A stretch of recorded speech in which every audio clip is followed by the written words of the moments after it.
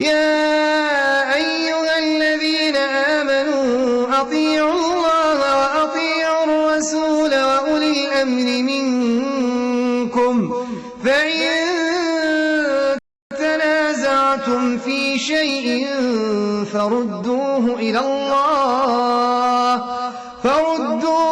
الله والرسول إن كنتم تؤمنون بالله واليوم الآخر ذلك خير وأحسن تأويلا.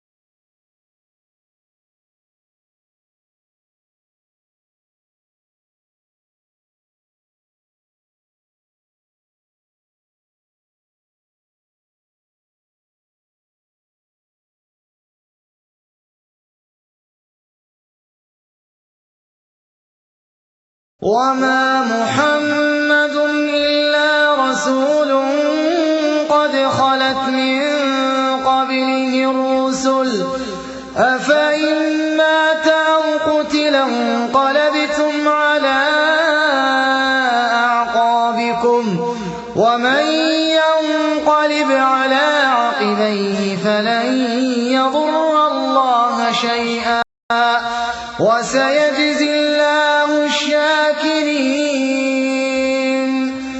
نحمده نصلي على رسوله الكريم. أعوذ بالله من الشيطان الرجيم. بسم الله الرحمن الرحيم. قل هو الله أحد الله الصمد لم يلد ولم يولد ولم يكن له كفوا أحد. خوشی اور غم جب بھی اکٹھے آتے ہیں، خوشی دب جاتی ہے، غم غالب آ جاتا ہے۔ مثال کے طور پر کسی کی شادی ہو اور وہ شادی کی خوشی کے اندر مستانہ ہو رہا ہو اور اچانک اس کا بھائی جو شادی کا ساز و سامان خریدنے کے لیے بازار گیا ہوا ایکسیڈنٹ ہو جائے اور وہ شادی کے لڈو لانے کی بجائے اس کی اپنی لاش تختے پہ رکھی ہوئی گھر میں آ جائے تو شادی کا فنکشن صف ماتم کے اندر تبدیل ہو جائے گا، خوشی ختم ہو جائے گی، غم غالب ہو جائے گا۔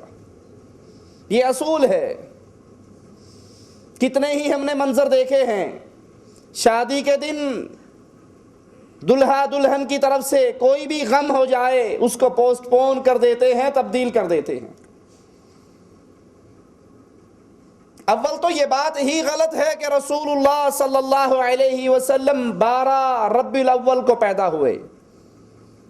حقیقت میں صحیح تاریخ کے مطابق اللہ کے پیارے حبیب جناب محمد الرسول اللہ صلی اللہ علیہ وسلم 9 ربیع الاول کو پیدا ہوئے۔ مان بھی لیا جائے کہ اللہ کے پیارے حبیب 12 کو پیدا ہوئے تو یہ بھی تو ایک تلخ حقیقت ہے کہ اللہ کے پیارے حبیب 12 ربیع الاول کو فوت ہوئے۔ اس میں تو کوئی اختلاف نہیں۔ اللہ کے نبی علیہ السلام کی وفات 12 ربیع الاول کو ہوئی۔ مدینے کے اندر تاریک ترین دن اس دن کو گنا جاتا ہے جس دن سرزمین مدینہ سے محمد کریم صلی اللہ علیہ وسلم اس زمین کے پیٹ میں دفن ہو جاتے ہیں۔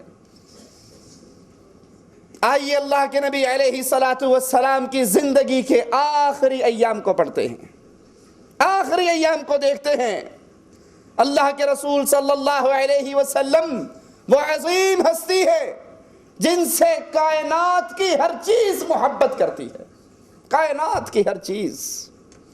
حدیث میں آتا ہے رسول اللہ صلی اللہ علیہ وسلم مسجد نبوی کے اندر کھجور کے ایک تنے سے ٹیک لگا کر خطبہ ارشاد فرمایا کرتے تھے صحابہ نے کہا یا رسول اللہ صلی اللہ علیہ وسلم آپ کے لیے ایک ممبر نہ بنا لائیں؟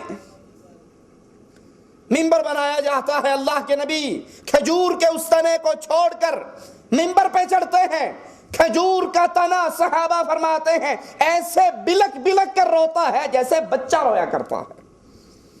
آقا ممبر سے نیچے اترتے ہیں، کھجور کے تنے کو دلاسا دیتے ہیں اور فرماتے ہیں اگر میں اسے چپ نہ کرواتا یہ کھجور کا تنا قیامت تک روتا ہی رہتا۔ یہ تو ایک لکڑی کی محبت ہے رسول اللہ صلی اللہ علیہ وسلم سے۔ ہم زیادہ حقدار ہیں اپنے پیارے حبیب جناب محمد کریم صلی اللہ علیہ وسلم سے محبت کریں۔ نبی کی وفات مسلمانوں کے لیے بہت بڑی آزمائش، بہت بڑے غم اور دکھ کی خبر تھی۔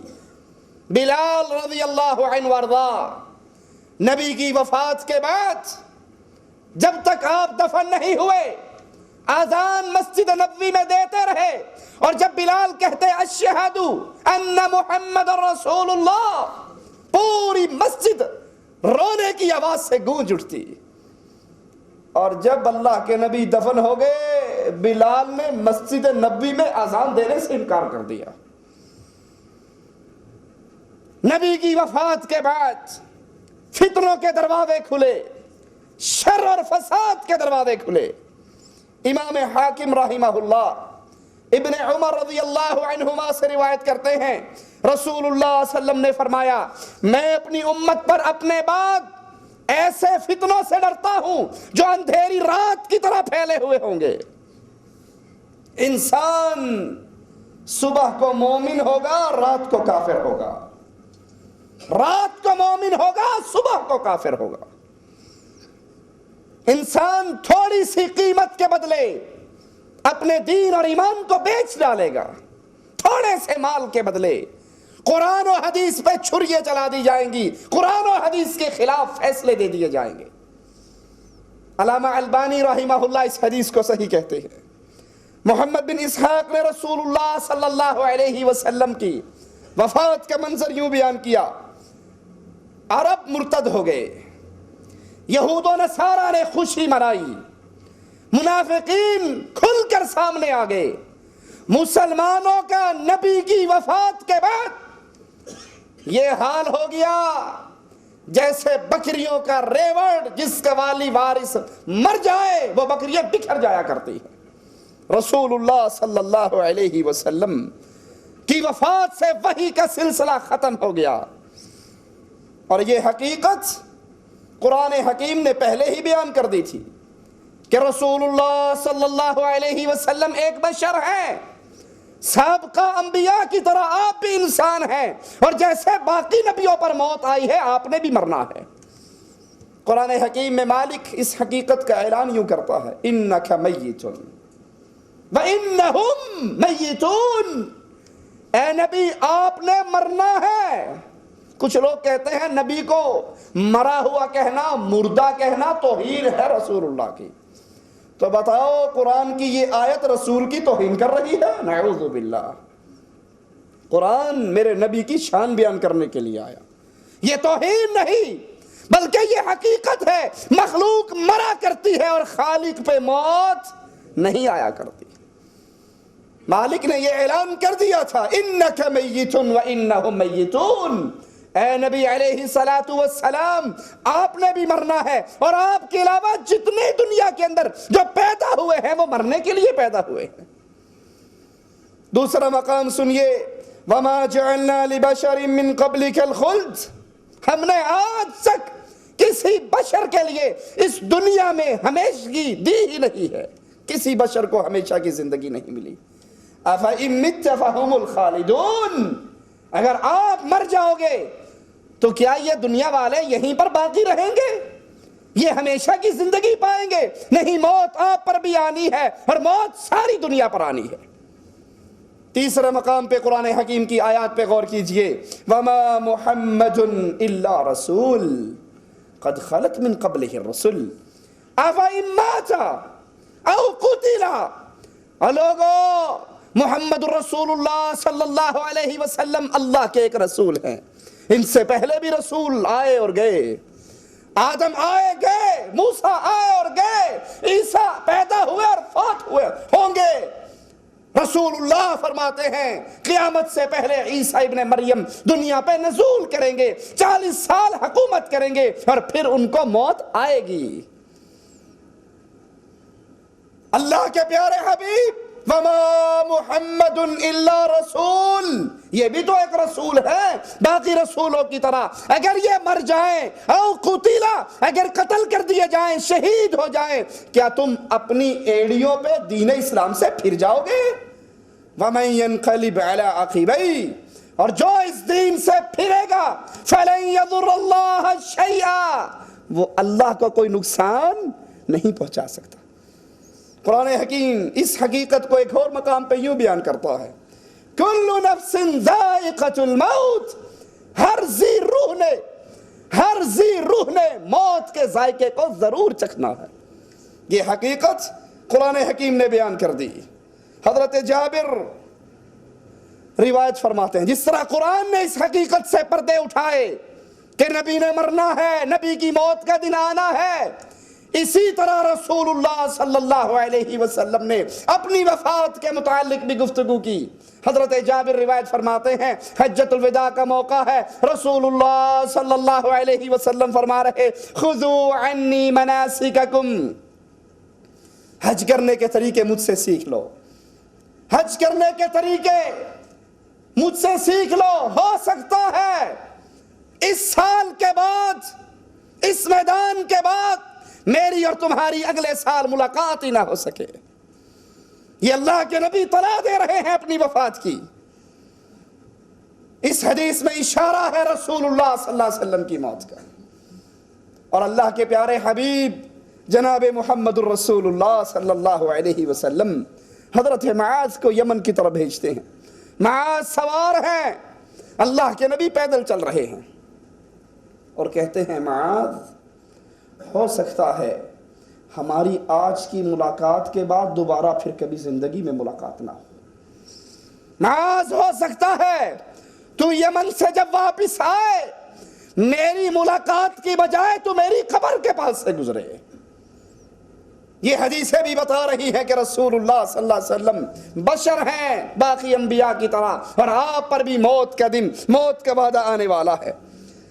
حضرت معاذ اللہ کے نبی کی یہ بات سن کے روتے ہیں, اور نبی کی وفات کی نشانیوں میں سے ایک نشانی مکہ کا فتح ہو جانا, لوگوں کا کثرت سے اسلام میں داخل ہونا, قرآن حکیم کی اس آیت کا نزول ہونا الیوم اکملت لکم دینکم واتممت علیکم نعمتی ورضیت لکم الاسلام دینا, آج میں نے تم پر دین پورا کر دیا, اپنی نعمت کا اتمام کر دیا, اپنی رضا کو, اسلام کو اپنی رضا قرار دے دیا. آیت اترتی ہے, ابو بکر رونے لگ جاتے ہیں. یہ آیت اشارہ دیتی ہے کہ اللہ کے نبی کی ذمہ داری پوری ہو گئی, اب اللہ کے نبی اس دنیا سے روانہ ہونے والے ہیں.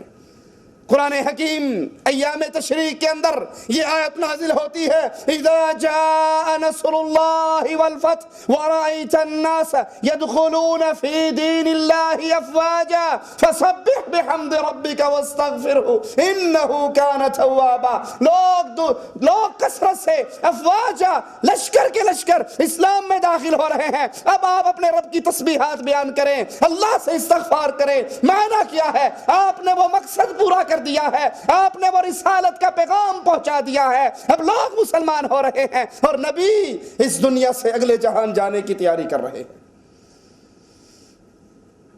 یہ سورت اطلاع دیتی ہے کہ اللہ کے نبی کی اس کے رب سے ملاقات کا موعد, وقت قریب آ چکا ہے. رسول اللہ صلی اللہ علیہ وسلم فرماتے ہیں اللہ کی قسم,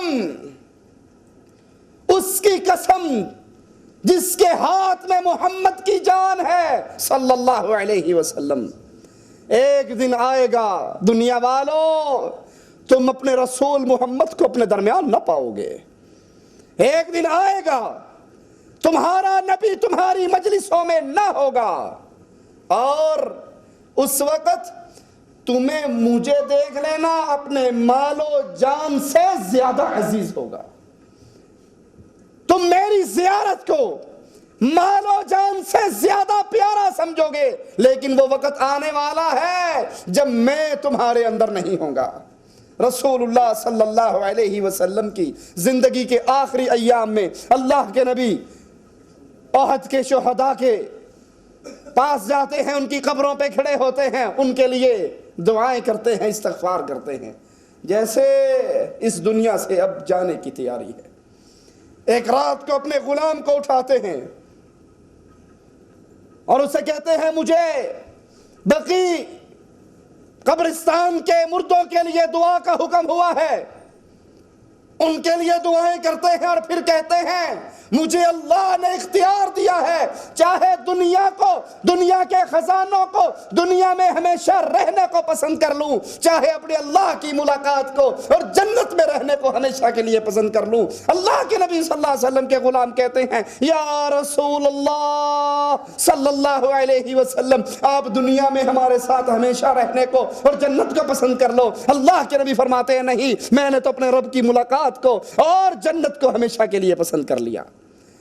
رسول اللہ صلی اللہ علیہ وسلم منبر منگاتے ہیں، منبر پہ بیٹھ کے خطبہ دیتے ہیں اور کہتے ہیں میں یہاں پر بیٹھے ہوئے اپنے حوض کو دیکھ رہا ہوں، مجھے زمین کی ساری چابیاں، زمین کے خزانوں کی چابیاں اللہ نے عطا کر دی ہے. اللہ کی قسم اے میرے صحابہ، میں تم سے شرک کی بارے میں نہیں ڈرتا کہ میرے صحابہ کرام شرک کے اندر داخل ہو جائیں گے، ہاں ڈرتا اس بات سے ہوں کہ دنیا کا فتنہ، دنیا سے تم پہ ڈر لگتا ہے، کہیں تم دنیا کے چکر میں اس کے پیچھے نہ لگ جاؤ اور پھر ویسے ہلاک ہو جاؤ جیسے پہلی قومیں ہلاک ہو گئی.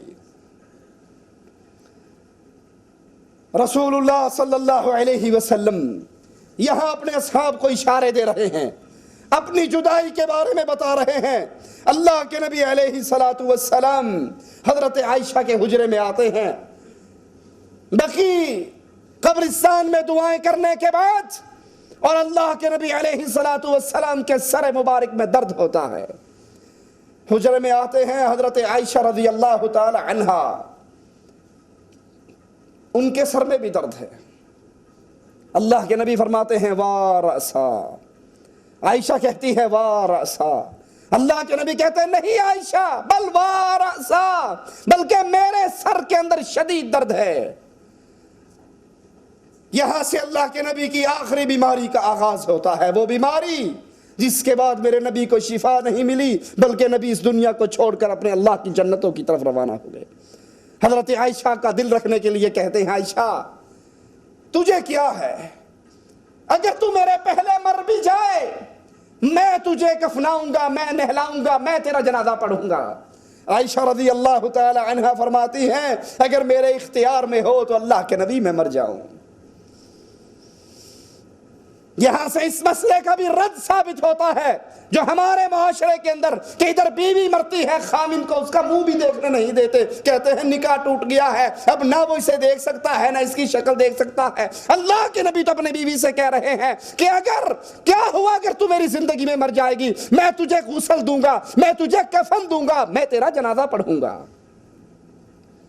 رسول اللہ صلی اللہ علیہ وسلم کی بیماری 13 یا 14 دن تک رہتی ہے، اور اللہ کے نبی علیہ السلام ایک ایک بیوی سے سوال کرتے ہیں میری باری کہاں ہے، میں کس کے گھر میں ہوں، میں کس کے گھر میں ہوں. تمام بیویاں، تمام اللہ کے نبی کی ازواج مطہرات آپ کو خوشی سے اجازت دیتی ہے کہ آپ عائشہ رضی اللہ تعالی عنہا کے گھر میں قیام کر لیں. اور یہ بات دلیل ہے کہ اللہ کے نبی کو کائنات میں تمام مخلوق کے اندر سب سے زیادہ محبت عائشہ سے تھی رضی اللہ تعالی عنہا. جتنی محبت اللہ کے نبی کو عائشہ سے تھی اتنی کسی اور سے. اسی لیے سوال کرنے والے کو کہا تھا کہ مجھے سب سے زیادہ محبت عائشہ سے ہے. سائل کہتا تھا مردوں میں کس سے ہے، کہا عائشہ کے باپ سے ہے. حضرت عائشہ کو کہتے ہیں رسول اللہ صلی اللہ علیہ وسلم کہ عائشہ ہر نبی کو اللہ نے اختیار دیا ہے، چاہے دنیا میں رہے، چاہے جنت میں اللہ کی ملاقات کے لیے آ جائے، جنت کا مہمان بن جائے. حضرت عائشہ کہتی ہیں اللہ کے نبی پھر آپ ہمیں اور دنیا میں رہنے کو پسند فرما لو. کہا نہیں، بلکہ میں اپنے اللہ کی ملاقات کو پسند کرتا ہوں، میں جنت میں جانے کو پسند کرتا ہوں. بل الرفیق الاعلی. اب تو اس اللہ کی ملاقات کو جی چاہتا ہے. اللہ کے نبی صلی اللہ علیہ وسلم پر بیماری بڑا شدید حملہ کرتی ہے. آپ کی درجات کی بلندی کے لیے حضرت عائشہ رضی اللہ تعالی عنہا فرماتی ہیں میں جب اللہ کے نبی کی بیماری کو دیکھتی میں یہ سمجھا کرتی تھی کہ موت کی تکلیف برے آدمی پر ہوتی ہے. میں نے جب اپنے رسول کی بیماری کی اور موت کے آخری لمحات کو دیکھا میں یہ کہنا چھوڑ گئی اللہ کے نبی علیہ الصلوۃ والسلام پر بیماری عام انسانوں کی نسبت زیادہ آتی، زیادہ شدت سے آتی. ابو بکر صدیق رضی اللہ عنہ وارضا انصار کی ایک جماعت کے پاس سے گزرے. انصاری صحابہ اللہ کے نبی علیہ الصلوۃ والسلام کی مجلس کو، آپ کی محفلوں کو یاد کر کے رو رہے. ابو بکر آئے رسول اللہ صلی اللہ علیہ وسلم کے پاس، آ کر اطلاع دی یا رسول اللہ صلی اللہ علیہ وسلم انصار آپ کو یاد کر کے رو رہے ہیں، آپ کی مجلس کے تذکرے کر کے رو رہے ہیں، آپ کی مجلس کو یاد کر کے رو رہے ہیں. رسول اللہ صلی اللہ علیہ وسلم حضرت علی اور حضرت فضل کے کندھوں پہ سہارا لے کر انصار کی مجلس والوں کو بلاتے ہیں، مسجد نبوی میں آتے ہیں، ممبر منگاتے ہیں، ممبر پہ بیٹھتے ہیں اور آخری مرتبہ پھر ممبر پر اللہ کے نبی بیٹھے. اس کے بعد رسول اللہ صلی اللہ علیہ وسلم کو دوبارہ ممبر پہ بیٹھنا نصیب نہ ہوا. لوگوں نے اپنے نبی کو دیکھا، نبی نے اپنے صحابہ کو دیکھا. بیمار نبی، بیماریوں کے اندر گھرا ہوا رسول، علی اور فضل کے کندھوں پہ ہاتھ رکھ کر اللہ کے نبی جا رہے اور اللہ کے نبی کی پاؤں کی انگلیاں مڑی ہوئی زمین پہ گھسٹتی ہوئی جا رہی. اللہ کے نبی بیماری سے اتنے کمزور ہو گئے کہ اپنے قدموں کے بل پر چل بھی نہیں سکتے. نبی اپنے صحابہ کو دیکھ رہے، صحابہ اپنے نبی کو دیکھ رہے اور مسجد نبوی رونے کی آواز سے گونج رہی. رسول اللہ صلی اللہ علیہ وسلم مخاطب کر کے حقوق لوٹاتے ہیں. سب سے پہلے اپنی جان کو پیش کرتے ہیں. کہتے ہیں لوگوں اگر میں نے کسی کا مال چھینا ہے تو میرا مال چھین لو، میں اپنا مال دے کر اسے راضی کرتا ہوں. میں نے کسی کا مال لیا ہے تو مجھ سے مال لے لو. میں نے کسی پر زیادتی کی ہے تو آؤ آج میرا جسم حاضر ہے، میرے جسم پہ مار کے بدلہ پورا کر لو. من کان له علی اخیہ مظلمۃ فی مالہ او عرضہ. اگر کسی نے کسی بھائی کا مال چھینا ہے، اگر کسی نے کسی کی عزت پہ ہاتھ ڈالا ہے، کسی کو نقصان پہنچایا ہے، وہ دنیا میں اپنا سودا اس سے صاف کر لے اس دن کے آنے سے پہلے جس دن نہ کسی کے پاس مال ہوگا نہ درہم اور دینار ہوگا. اللہ کے رسول صلی اللہ علیہ وسلم سب سے پہلے اپنی جان کو پیش کرتے ہیں. اگر میں نے کسی کا مال لیا ہے تو میرا مال لے لو، میں نے کسی کو مارا ہے تو مجھے مار کے حساب برابر کر لو، قیامت کے دن مجھے نہ پکڑنا. صحابہ کی چیخیں بلند ہو رہی. حضرت عکاشہ کھڑے ہوتے ہیں، کہتے ہیں اللہ کے نبی علیہ الصلوۃ والسلام بدر کے میدان کے اندر صفے بناتے ہوئے آپ نے میرے پیٹ پر چھڑی ماری تھی، میرا بھی دل چاہتا ہے میں آج چھڑی مار کے حساب برابر کر لوں. صحابہ جو پہلے ہی اپنے نبی کی بیماری کے غم کے اندر پگھلے ہوئے عکاشہ کی یہ بات سن کر چیختے ہیں، ان کے رونے کی آواز اور بلند ہو جاتی ہے. غضبناک آنکھوں سے عکاشہ کو دیکھتے ہیں کہ یہ کیا کہہ رہا ہے. حضرت علی کھڑے ہو کر کہتے ہیں انا فی القصاص. اے عکاشہ بدلہ لینا ہے تو محمد کی بجائے مجھے مار کر حساب برابر کر لے، میں اپنے نبی کی جگہ پر بدلہ دینے کے لیے تیار ہوں. آپ کہتے ہیں نہیں علی بدلہ میں دوں گا، میں نے مارا تھا بدلہ میں دوں گا. عکاشہ کے ہاتھ میں چھڑی دی جاتی ہے. اللہ کے نبی صلی اللہ علیہ وسلم کے پیٹ پہ کپڑا ہے، آپ اٹھا لیتے ہیں.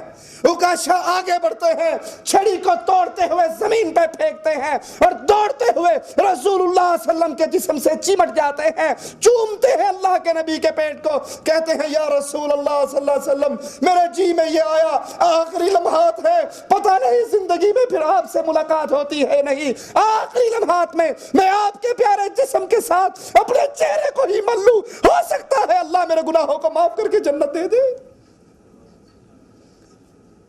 جسم کا فدا یا رسول اللہ صلی اللہ علیہ وسلم، اے اللہ کے نبی میرا جسم آپ پہ قربان، میرے ماں باپ آپ پہ قربان، میں نے تو یہ ہیلا اس لیے کیا ہے کہ میں آپ کے جسم مبارک کو چوم لوں۔ آپ اپنے منبر سے آخری وصیت کرتے ہیں، سنیے رسول اللہ کی وصیت، فرماتے ہیں انصاریوں کا خیال رکھنا، پھر امت کو یہود و نصارہ کے فتنے سے ڈراتے فرماتے ہیں الا لعنت اللہ علی الیہود والنصارى، خبردار اللہ کی لعنت ہو یہودیوں پر، اللہ کی لعنت ہو عیسائیوں پر، اتخذوا قبور انبیائہم مساجدا، عیسائیوں پہ لعنت کیوں ہو، یہودیوں پہ لعنت کیوں ہو کہ یہود و نصارہ نے اولیاء کے دربار بنائے، قبروں پہ مسجدیں بنائی، قبروں کو پوجا، قبروں پہ سجدے، قبروں پہ طواف، قبروں پہ رکوع، قبروں پہ نذرانے، قبروں پہ نیازیں، قبروں پہ ذبح، قبروں پہ چادریں، اتخذوا قبور انبیائہم مساجدا۔ نبی فوت ہو رہے، نبی کی زندگی کے آخری لمحات، اور یہودیوں پہ لعنت کر رہے کہ یہودیوں نے قبروں پر مسجدیں بنا کر اپنے بزرگوں کی قبروں کی پوجا شروع کر دی۔ سنو جشن عید میلاد النبی منانے والوں کو، سناؤ قبروں پہ قبے بنانے والوں کو، قبروں پہ سجدے کرنے والوں کو، قبروں کا طواف کرنے والوں کو، قبروں پہ چادر چڑھانے والوں کو، مردوں کو پکارنے والوں کو، تمہارا نبی تو آخری لمحات میں بھی ان عمل کرنے والوں پر لعنت کر کے گئے۔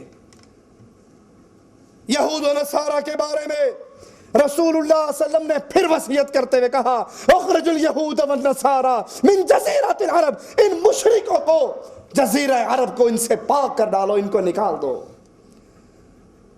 نبی کے منبر پہ آخری وصیتیں، نبی کی زندگی کے آخری لمحات، آخری مرہ، آخری مرتبہ منبر پہ بیٹھ کے آخری الفاظ کیا کہہ رہے؟ الصلاۃ الصلاۃ الصلاۃ، نماز نماز نماز کا خیال کرنا۔ سوچئے، اللہ کے لیے سوچئے، کیا ہم نے رسول اللہ صلی اللہ علیہ وسلم کی وصیت کو ضائع کر دیا یا سنبھال رکھا؟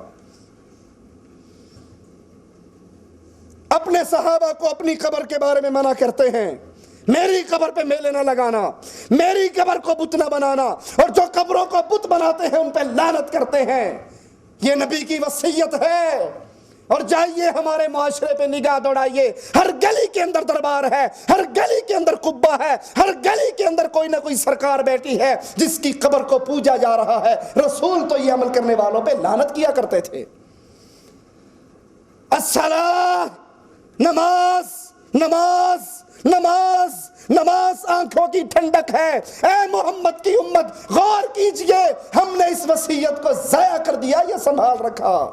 کتنے ہیں فجر کی نماز مسجد میں جماعت سے نصیب نہیں ہوتی، کتنے ہیں عشاء کی نماز جماعت سے نصیب نہیں ہوتی، ظہر کی نماز پہ چھٹی ہوتی ہے، یہی ٹائم کھانا کھانے کا ہے، یہی ٹائم نماز کا ہے، کتنے ہیں جو جماعت سے نماز پڑھتے ہیں؟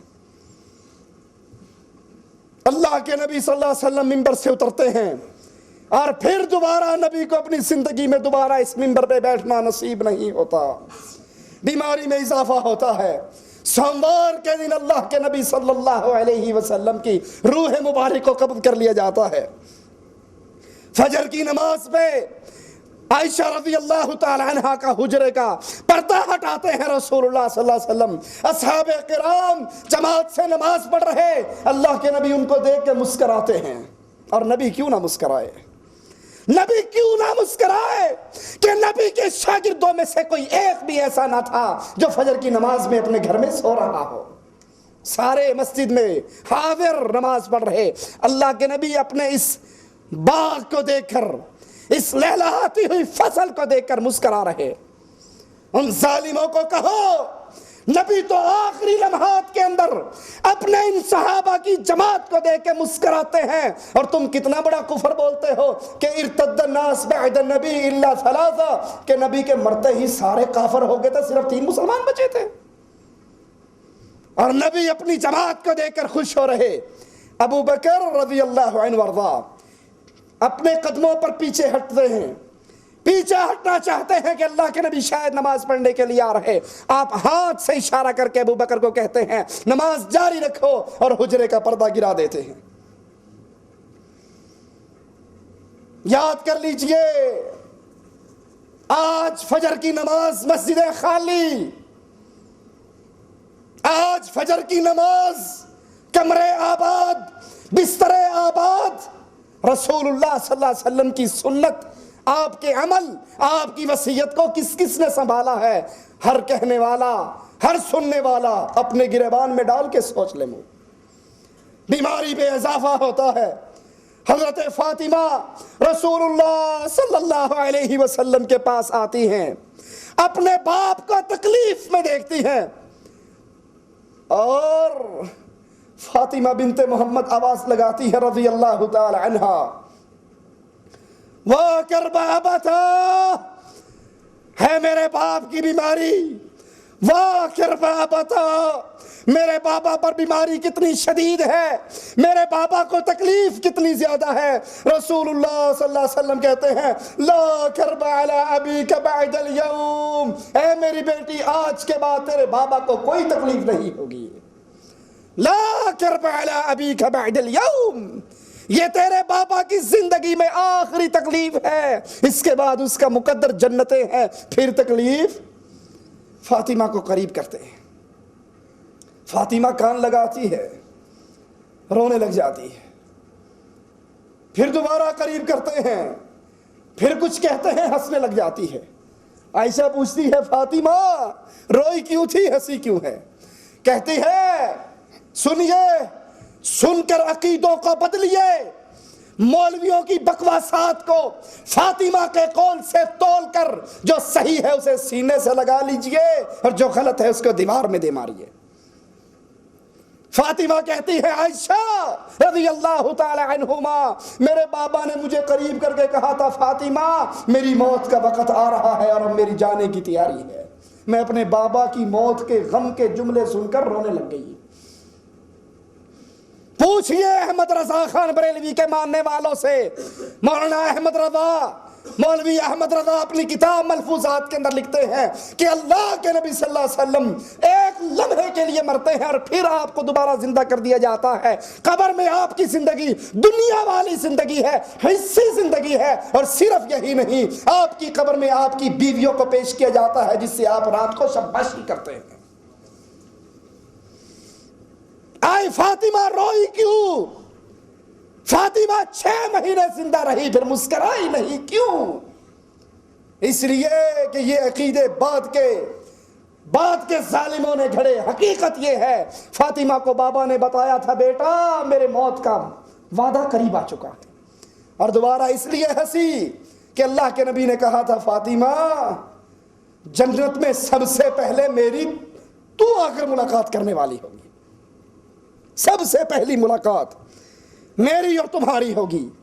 پھر حسن حسین کو بلایا، ان کو پیار کیا۔ پوچھئے ان ظالموں سے جو کہتے ہیں کہ رسول اللہ صلی اللہ علیہ وسلم کے بعد سب سے بڑا حق خلافت کا علی حسن حسین کا تھا، جب نانا حسن و حسین کو چوم رہا تھا حسن و حسین نے کیوں نہیں کہا نانا مرتے مرتے ہماری خلافت کا اعلان تو کر کے مرو، حکومت تو ہمیں دے کر مرو، وہاں تو بیماری ہے۔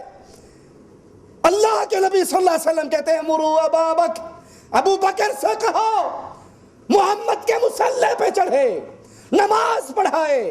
فاطمہ عائشہ کہتی ہے بابا آقا، فاطمہ کے بابا، میرا بابا ابو بکر نرم دل کا ہے، عمر سے کہو وہ نماز پڑھا دے۔ آپ کہتے ہیں ابو بکر سے کہو نماز پڑھائے۔ عائشہ پھر کہتی ہے، نبی پھر یہی جواب دیتے ہیں، اور آخر میں کہتے ہیں نہ اللہ راضی ہوتا ہے، نہ رسول اللہ راضی ہوتا ہے، نہ مومنین راضی ہوتے ہیں جس جماعت میں ابو بکر ہو مصلی پہ کوئی اور چڑھ جائے۔ جاؤ ابو بکر سے کہو نماز پڑھے، نماز پڑھائے، جماعت کروائے۔ اگر خلافت حق علی کا تھا رسول کے بعد تو پھر اس وقت علی بھی موجود تھے، حسن بھی تھے، حسین بھی تھے، عباس بھی تھے، عقیل بھی تھے، سارے تھے۔ سب نے مل کر کیوں نہیں کہا اے آقا ہمارے جیتے جی اپنی گدی پر ابو بکر کو کیوں بٹھا رہے ہو؟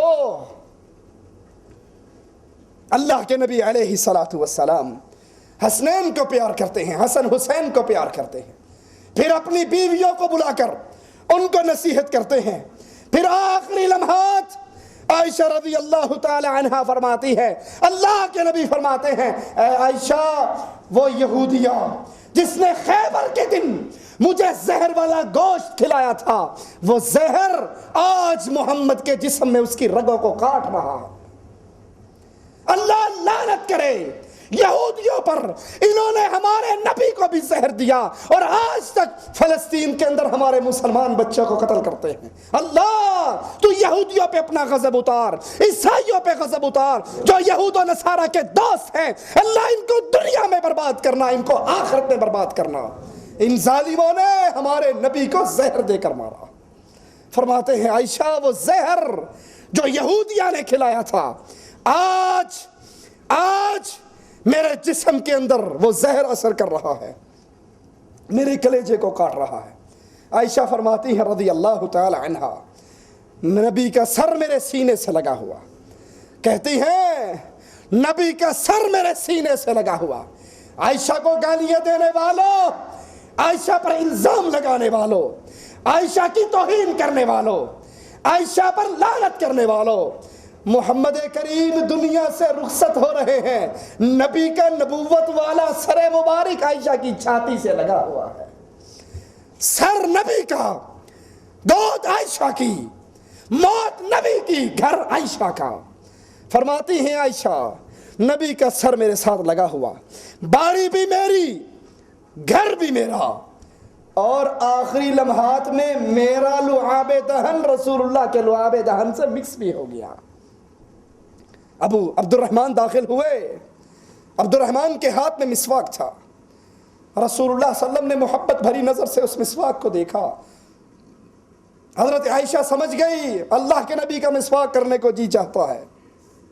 مسواک لے کر ہمارے پیارے حبیب جناب محمد الرسول اللہ صلی اللہ علیہ وسلم کے منہ مبارک میں دیا۔ نبی بیماری کی وجہ سے اتنے کمزور کہ نبی کے دانت اس مسواک کو چبا بھی نہ سکے۔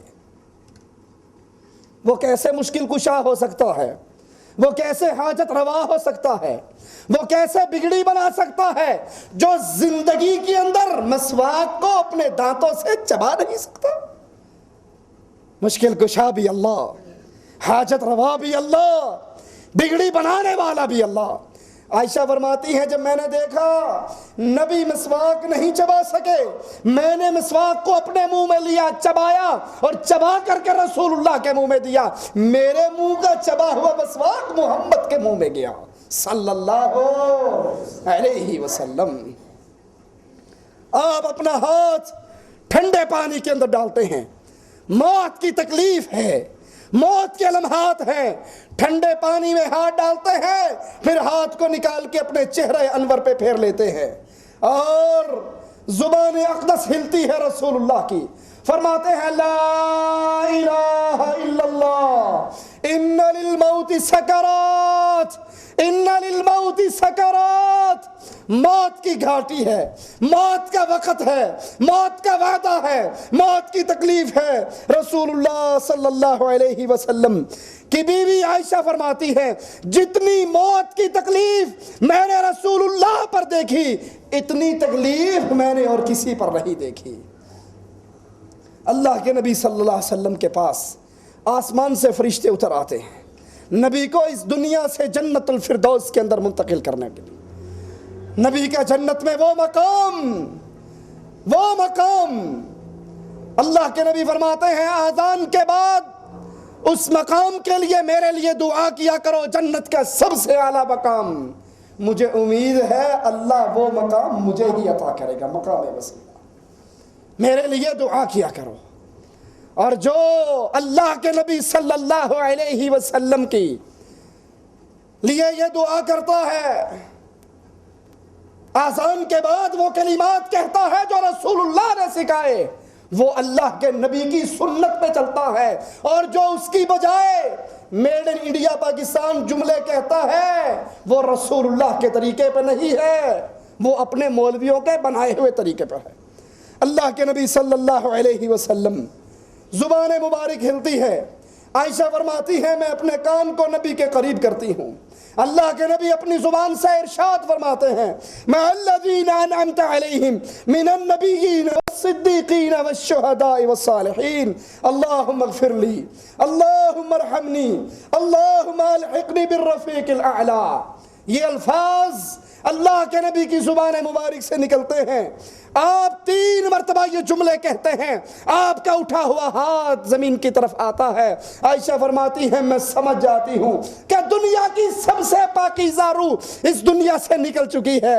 یہ پیارا دل جو دھڑکا کرتا تھا اب خاموش ہو چکا ہے۔ نبی کے سانس ٹوٹ گئے اور نبی فوت ہو کے اس دنیا سے اگلے جہان کے لیے روانہ ہو گئے۔ انا للہ و انا الیہ راجعون۔ صحابہ کو یہ خبر ملتی ہے، مدینے پہ اندھیرے چھا جاتے ہیں۔ عمر تلوار نکال کر کہتے ہیں من یہ اعلان سن لو جس نے یہ کہا کہ رسول فوت ہو گئے میں اس کی گردن کو کاٹ ڈالوں گا۔ عمر تلوار نکالتے ہیں، بلال مدینہ چھوڑ جاتے ہیں، عثمان بے ہوش ہو کے گر جاتے ہیں۔ کسی کو یقین ہی نہیں آتا کہ محمد کریم صلی اللہ علیہ وسلم فوت ہو گئے۔ عمر کہتے ہیں نہیں میرا نبی نہیں مرا، یہ تو صرف اللہ سے ملاقات کرنے کے لیے گئے، واپس آ جائیں گے۔ نبی کو دفن کر دیا جاتا ہے۔ فاطمہ کو اطلاع ملتی ہے، فاطمہ رضی اللہ تعالی عنہا آواز لگاتی ہے واہ ابتا اجاب ربا دعا، میرے بابا اللہ نے بلایا اور تو اللہ کے لیے اللہ کے پاس چلا گیا۔ واہ ابتا جنت الفردوس مأوا، بابا تیرا ٹھکانہ تو جنت الفردوس بن گیا۔ انس سے پوچھتی ہے انس تم وہ دل اور وہ جگر تمہارے پاس کہاں سے آیا کہ تم نے اپنے ہاتھوں سے رسول اللہ کے جسم پہ مٹی ڈال دی؟ انس کہتے ہیں فاطمہ رضی اللہ تعالی عنہ ہم اللہ کے نبی کے پیارے جسم پر مٹی اپنی خوشی سے نہیں ڈال رہے تھے بلکہ شریعت نے ہمیں پابند کیا ہوا تھا۔ ہم تو وہ عمل کر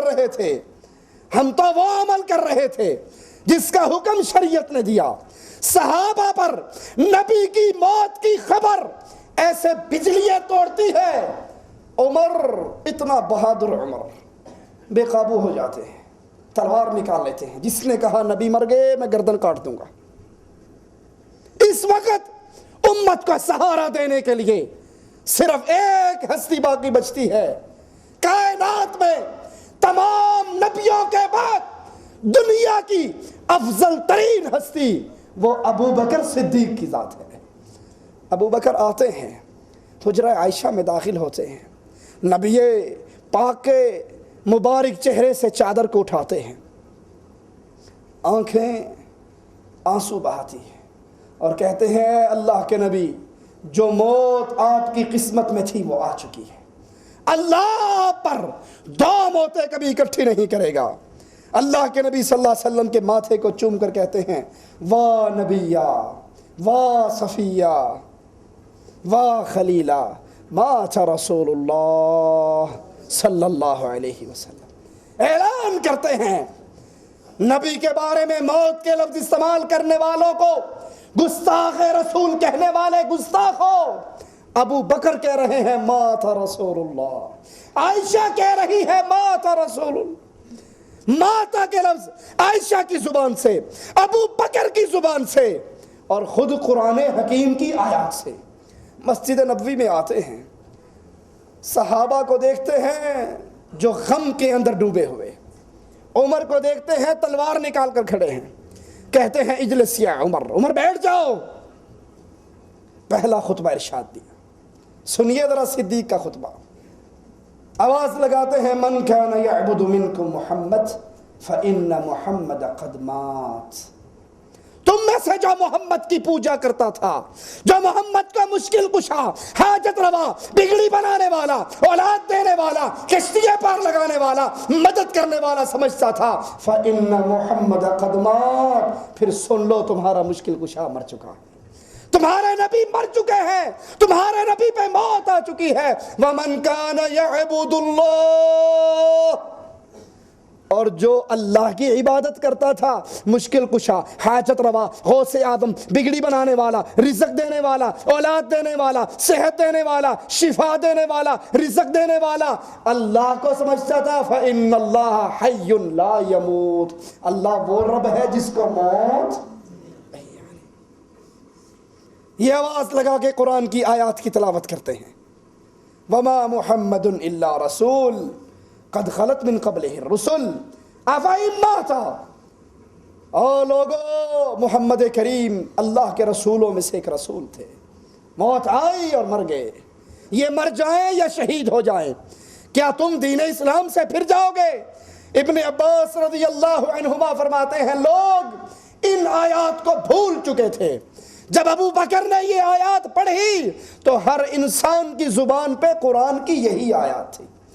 عمر نے جب یہ آیات سنی رضی اللہ عنہ وارضا، عمر کی ٹانگیں عمر کے جسم کے بوجھ کو نہ سنبھال سکی اور وہ زمین پہ گر گئے، انہیں یقین ہو گیا کہ محمد کریم فوت ہو گئے صلی اللہ علیہ وسلم۔ لیکن یاد کیجئے نبی کا جسم مبارک اس دنیا کو چھوڑ کر جنتوں کے اندر روانہ ہو گیا، آپ کی روح مبارک جنت میں، لیکن نبی کی سیرت، نبی کی زندگی، نبی کی خوشبو ہمارے ساتھ ہماری زندگی کے ایک ایک عمل میں ہے۔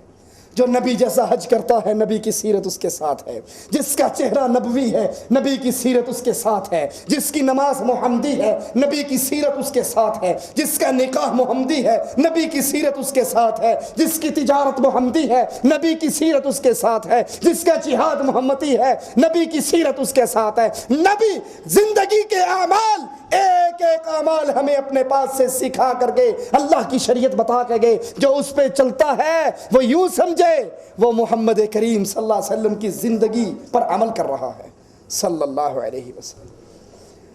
لیکن افسوس، وہ دن جو مدینہ کا سب سے تاریک دن تھا، وہ دن جس کے بعد فاطمہ نہ مسکرائی، وہ دن بلال مدینہ چھوڑ گئے، عمر نے تلوار نکالی، وہ دن جس کو اہل مدینہ سب سے اندھیروں والا دن کہتے ہیں، آج مولویوں نے اپنے پیٹ کی جہنم کو بھرنے کے لیے اس دن کو جشن عید میلاد النبی کا دن کہلا دیا۔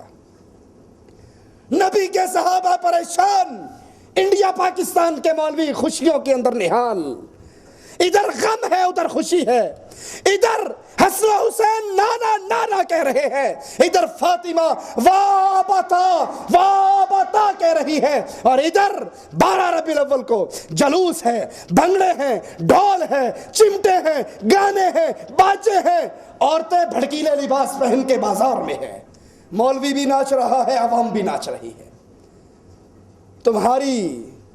تمہاری شادی ہو اور باپ مر جائے، ڈھول پیٹو گے، گانے گاؤ گے، لڈو بانٹو گے، خوشیاں مناؤ گے۔ آج محمد صلی اللہ علیہ وسلم فوت ہوئے، آج فاطمہ کا بابا مرا ہے، آج حسنین کا نانا مرا ہے، آج بلال کا آقا مرا ہے، ظالموں تم نے اسی دن کو خوشی منانے کے لیے رکھا۔ یہ دن صحابہ پر اندھیرے لے کر آیا، غم لے کر آیا، دکھ لے کر آیا، صحابہ بکھر گئے، عرب مرتد ہو گئے، لوگوں نے زکوٰۃ دینے سے انکار کیا، فتنوں کے دروازے کھلے، لوگ نبی کی مجلسوں کو یاد کر کے بلکنے لگے، اور آج ہم کلمہ پڑھ کے 12 ربیع الاول کو گدھوں کے اوپر، کھوتیوں کے اوپر چڑھ کے جلوس مناتے ہیں۔ یہ محبت رسول ہے؟ یہ دشمنی ہے رسول اللہ سے؟ جن چیزوں کو رسول حرام کر کے گئے، ہم نے اسی رسول کے نام پہ ان چیزوں کو حلال کر لیا۔ نبی نے ساز کو حرام کیا، نبی نے ڈھول پیٹنے سے منع کیا، گانے گانے سے منع کیا، خوشبو لگا کے بے پردہ عورتوں کے گھروں سے باہر نکلنے سے منع کیا۔ ہم نے جشن میلاد کے نام پہ وہ سارے کام حلال کر لیے۔ لوگو، تمہارے رسول تو فوت ہو گئے، اس دنیا کو چھوڑ کے ہمارے آقا تو اللہ کے پاس چلے گئے۔ میری اور آپ کی ذمہ داری کیا ہے؟ میرے اور آپ کے ذمہ کام کیا بچا ہے؟ زیادہ سے زیادہ رسول اللہ صلی اللہ علیہ وسلم پہ درود پڑھا کرو. تم میرے نبی پہ 1 مرتبہ درود پڑھو گے، رب 10 مرتبہ تم پہ اپنی رحمتیں اتارے گا. میرا اور آپ کا کام نبی کا نام آئے انگوٹھے چومنا دین نہیں، یہ میڈ ان انڈیا پاکستان مسئلہ ہے. نبی کا نام آئے کہو صلی اللہ علیہ وسلم. پہلی ذمہ داری میری اور آپ کی، نبی کا نام آئے تو درود پڑھیں. کائنات میں یاد کرنا میرے جملے، کائنات میں کوئی ڈائیلاگ نہیں ہے، جذباتی باتیں نہیں ہیں، حقیقت کا کلام کر رہا ہوں. کائنات میں پوری کائنات سے بڑھ کر محبت کی جائے تو محمد رسول اللہ سے. مخلوق میں اتنی محبت کسی اور سے کی جا سکتی؟ ساری محبتوں کے لائق اللہ کے بعد سب سے زیادہ محبت کی جائے تو محمد رسول اللہ سے. اب بتاؤ، ناراض نہ ہونا، ہو جاؤ تو تم سے چندے لینے کے لیے کھڑا نہیں ہوا، قربانی کی کھالیں مانگنے کے لیے کھڑا نہیں ہوا. بتاؤ، غور کرو، کیا آپ کو اور مجھ کو اللہ کے رسول سے کائنات میں سب سے زیادہ پیار ہے؟ کوئی ہے انکاری؟ ہاتھ کھڑا کیجئے جو کہتے ہیں ہمیں سب سے زیادہ پیار ہے. سب سے زیادہ پیار ہے. سوچئے، اپنے چہروں پہ ہاتھ پھیریے. یہودیوں نے میرے نبی کو زہر دیا، یہودیوں نے میرے نبی کو زہر دیا، جس زہر نے نبی کے کلیجے کو کاٹا. داڑھی شیو کرنا یہودیوں کی سنت ہے یا نہیں؟ بولو، ہے؟ جن کے چہروں پہ داڑھیاں نہیں ہیں ذرا غور کریں، کیا وہ کائنات میں سب سے زیادہ پیار رسول اللہ سے کرتے ہیں؟ کتنے وہ خوش نصیب ہیں جو آج کی ہماری گفتگو سننے کے بعد اللہ سے عہد کریں، مجھ سے نہیں، اللہ سے عہد کریں کہ آج کے بعد محمد کریم کی اس سنت کو شیو کر کے گندگی میں نہیں پھینکوں گا، اپنے چہرے کو محمدی بناؤں گا. کتنے ہیں ماشاءاللہ؟ کھڑے ہو کر ہاتھ بلند کریں جو کہتے ہیں آج کے بعد ہم داڑھی شیو نہیں کریں گے. ماشاءاللہ کھڑے ہو جائیں، کھڑے ہو جائیں، ماشاءاللہ کھڑے ہو جائیں. آپ بھی کھڑے ہو جائیں، آپ بھی کھڑے ہو جائیں. جی جی ماشاءاللہ. جن کی ہے وہ نیچے بیٹھ رہے ہیں، جن کی نہیں ہے اور کون ہیں جو آج سے عہد کرتے ہیں کہ زندگی کے ہر مسئلے کے اندر، جزاک اللہ، ماشاءاللہ بیٹھ جاؤ، زندگی کے ہر مسئلے میں سب سے زیادہ محبت رسول اللہ سے. اگر بیوی رسول کے خلاف بات کہے گی بیوی کو ٹھوکر مار دوں گا، اگر ماں رسول کے خلاف بات کہے گی ماں کی بات کو ٹھکرا دوں گا، باپ رسول کے خلاف کہے گا باپ کی بات کو چھوڑ دوں گا. کائنات میں ہر بندے کی بات کو ٹھوکر ماری جا سکتی ہے، محمد سے دامن توڑا نہیں جا سکتا صلی اللہ علیہ وسلم. محبت، ربی تو چلے گئے، رسول تو فوت ہو گئے، رسول تو ہماری دنیا سے چلے گئے جنتوں میں، لیکن نبی کی دعوت تو زندہ ہے. لا الہ الا اللہ کی دعوت تو زندہ ہے. جس دعوت کے لیے رسول کا خون گرا، جس لا الہ الا اللہ کی دعوت کے لیے نبی کے گلے میں پھندا ڈالا گیا، کپڑا ڈال کے لپیٹا گیا، نبی کی آنکھیں ابل پڑی. ابو بکر نے آ کر کہا اس کو مارتے ہو جس کا جرم یہ ہے، وہ کہتا ہے ربی اللہ. ظالموں نے رسول اللہ کو چھوڑ کر ابو بکر کو مارنا شروع کر دیا.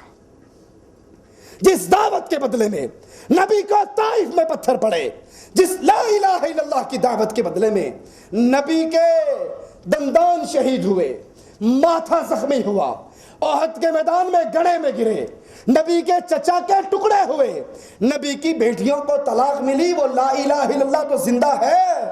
نبی فوت ہو گئے. آپ کی اور میری ذمہ داری، جہاں نبی کا پسینہ گرا تھا وہاں پہ اپنا خون بہانے کا عہد کرو، عہد کرو. توحید کی دعوت کو سیکھو، اس دعوت کو سکھاؤ. زندگی بڑی تھوڑی ہے، کوئی پتہ نہیں اس مجلس سے اٹھنا مجھے آپ کو نصیب بھی ہوتا ہے یا نہیں، گھروں میں جانا نصیب بھی ہوتا ہے یا نہیں. یہ زندگی تھوڑی ہے. رسول کی دعوت کو اپنا شعار بناؤ، توحید کی دعوت کو زندگی کا مقصد بناؤ. نبی کی وفات کے بعد صحابہ نے جس طرح اس دین کی خدمت کی اور جنت کی راہ لی، اس دین کی خدمت میں لگ جاؤ.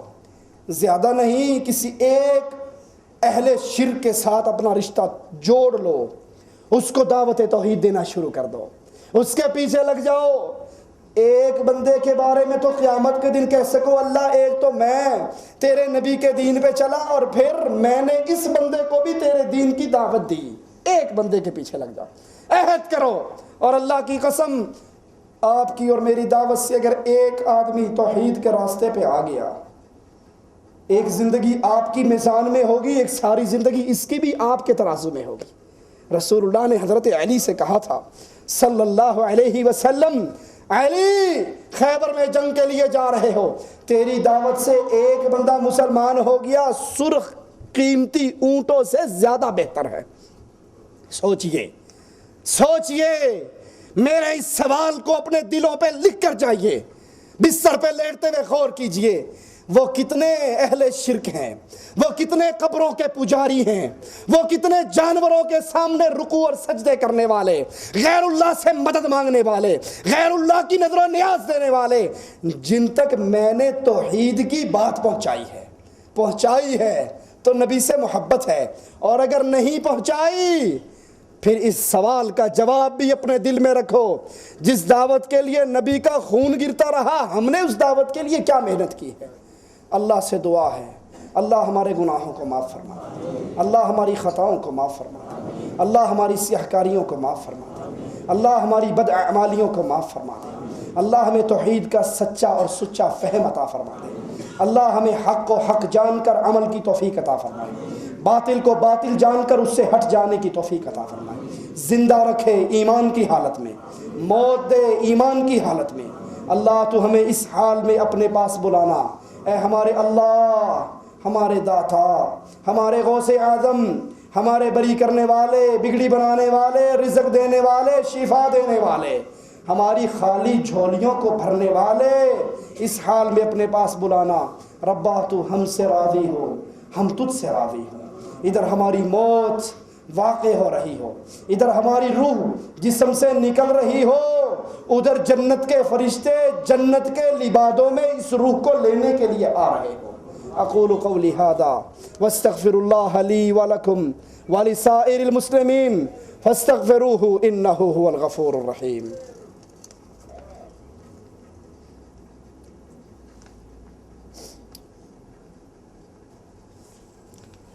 جناب توصیف الرحمان صاحب، گزارش یہ ہے کہ تبلیغی جماعت کے بارے میں تفصیل سے آگاہ کریں، اور یہ جو چلہ 4 مہینے سے روزہ لگاتے ہیں کہ یہ ٹھیک ہے، ان کے ساتھ کچھ وقت لگایا جا سکتا ہے۔ پہلی بات تو تبلیغی جماعت جو پوری دنیا کے اندر چل رہی ہے، خاص طور پہ ہمارے انڈیا، پاکستان، بنگلہ دیش کی جماعتیں، پیارے بھائیوں، کسی کو چھیڑنا چیڑانا مقصود نہیں، درد بھری دعوت دینا مقصود ہے۔ ان بھائیوں کی جو کتاب فضائل اعمال، فضائل صدقات جو تبلیغی حلقات میں پڑھائی جاتی ہے، وہ شرکیہ واقعات سے بھری پڑی ہے، اس کے اندر انتہائی شرکیہ واقعات ہیں۔ بزرگ مرنے کے بعد اونٹ ذبح کر لیتے ہیں، مرنے کے بعد باہر آ کے روٹیاں دے دیتے ہیں، مرنے کے بعد سونا دے دیتے ہیں، مرنے کے بعد سارا اختیار ہے، مرتے نہیں ہیں، زندہ ہی رہتے ہیں، صرف پردہ ہی کرتے ہیں۔ اللہ کی ذات میں بھی شرک ہے۔ مولوی زکریا صاحب فضائل صدقات میں لکھتے ہیں، اے اللہ جو تو ہے وہ میں ہوں، جو میں ہوں وہ تو ہے۔ تبلیغی جماعت والے بھائیوں نے میری ٹانگ تو نہیں توڑی، میری گاڑی تو نہیں چھینی، میری زمین پہ قبضہ تو نہیں کیا، میری ان سے کوئی لڑائی نہیں، سوائے اس بات کے کہ ان کی کتاب میں جو عقیدے لکھے ہوئے ہیں وہ اللہ کی کتاب کے خلاف ہیں، وہ رسول اللہ کی حدیث کے خلاف ہیں۔ ان عقیدوں کو آپ باہر نکال دیجئے، ہم آپ کے ساتھ ہیں، اور جب تک وہ شرک باقی رہے گا ہم ان کے ساتھ چلنے کے لیے تیار۔ باقی رہا یہ چلہ، یہ 4 مہینے، یہ سہ روزہ، یہ بھی سنت رسول اللہ صلی اللہ علیہ وسلم سے ثابت نہیں ہے، یہ عمل خلاف سنت ہے۔ کھانے کی آداب کیا ہیں؟ آپ ہمیں کھانے پر بلا لیں، ہم آپ کو آداب سکھا دیں گے۔ سوکھے میں ہی پوچھتے رہو گے کھانے کی آداب کیا ہیں؟ بسم اللہ پڑھ کر کھائیے۔ جب آپ بسم اللہ پڑھ کر کھائیں گے تو شیطان ہاتھ روک لے گا۔ دائیں ہاتھ سے کھائیے، اپنے آگے سے کھائیے، اور بھوک رکھ کر کھائیے۔ کھانے کے بعد الحمدللہ، کون سنائے گا دعا پوری؟ माशाअल्लाह। फिर खाने के बाद दुआ पढ़िए, ये सुन्नत तरीका है। जो लोग सुबह की नमाज नहीं पढ़ते, इनके बारे में कुरान और हदीस की रोशनी में क्या हुक्म है? जो लोग सुबह की नमाज नहीं पढ़ते, एक तो मुस्तकिल तारीख है नमाज का, काफिर है, कोई शक नहीं उसके काफिर होने में, पक्का ठक्का काफिर है जो सुबह की नमाज नहीं पढ़ता।